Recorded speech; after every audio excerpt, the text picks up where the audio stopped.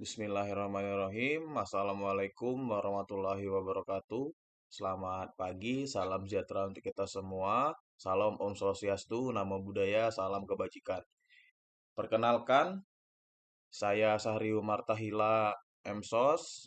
Alhamdulillah saat ini saya sebagai dosen CPNS jurusan Kesejahteraan Sosial FISIP Universitas Bengkulu. Dan juga pada kesempatan kali ini saya akan membersamai dalam pembelajaran mata kuliah pilihan, yakni penyalahgunaan obat dan narkotika. Pada kesempatan kali ini kita akan membahas mengenai adiksi atau penyakit kecanduan. Nah, sebelum memulai aktivitas pembelajaran pada kesempatan kali ini, saya akan menjadi fasilitator dan juga akan memberikan pemahaman dan juga berbagi pengalaman kepada rekan-rekan sekalian. Sebelum kita memulai, alangkah baiknya kita berdoa menurut agama dan kepercayaan masing-masing. Berdoa dimulai. Berdoa selesai. Jadi, adiksi atau penyakit kecanduan. Ini untuk mata kuliah penyalahgunaan obat dan narkotika, yakni mata kuliah pilihan yang saya ampu di jurusan Kesejahteraan Sosial.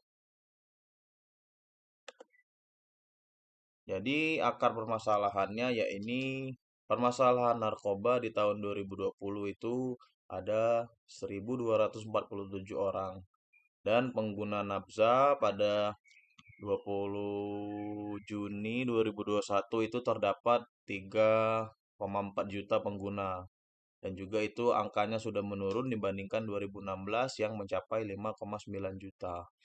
Jadi aktivitas narkoba ini itu seperti fenomena gunung es yang mana kelihatan dari atasnya itu sedikit akan tetapi jika diselami itu permasalahan yang sangat banyak. Dan juga aktivitasnya bukan hanya aktivitas pemasaran tapi juga produksi nafza itu kita tidak bisa mengendalikan. Dan untuk anggaran dalam pengalokasi pembinaan dan juga rehabilitasi itu sangat besar. Akan tetapi berbanding terbalik dengan sarana dan prasarana yang ada untuk merehab atau membina dan juga memberikan bantuan untuk korban penyalahgunaan nafza itu agar pulih, produktif dan berfungsi sosial. Dan juga tidak ada kata sembuh bagi pengguna narkotika, mereka hanya pulih.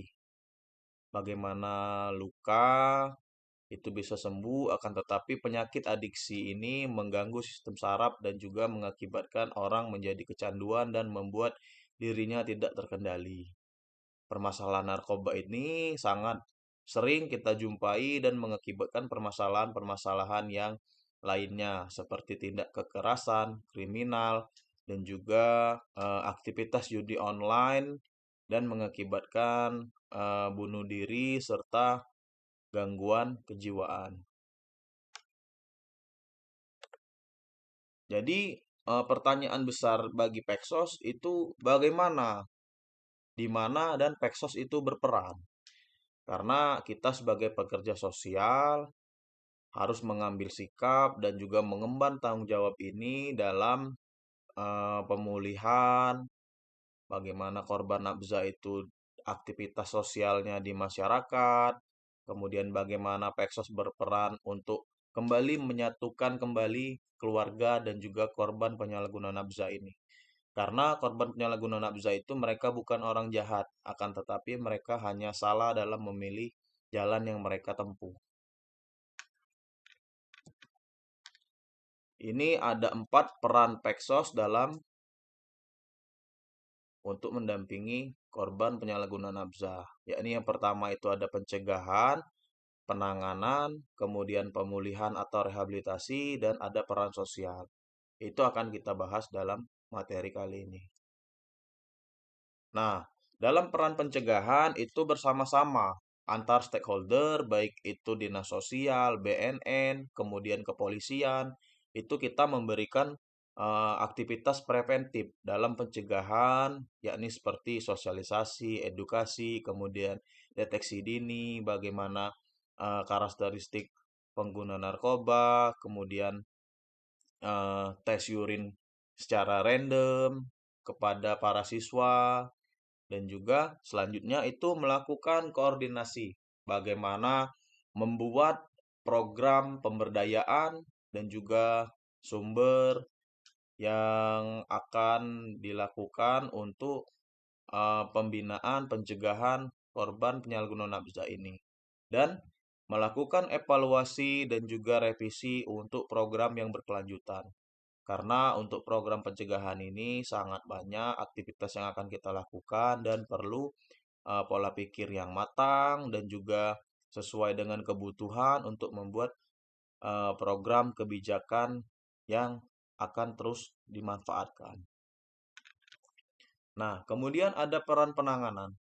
Dalam aktivitas peran penanganan ini itu ada terapi individu. Bagaimana kita memberikan edukasi, memberikan konseling kepada korban penyalahgunaan nafsa, dan juga saat direhabilitasi itu ada konseling kelompok, berkumpul bersama rekan-rekan teman sebaya, dan juga bagaimana kita kelompok rentan, yakni korban penyalahgunaan nafsa ini untuk saling merangkul dan memberikan kekuatan.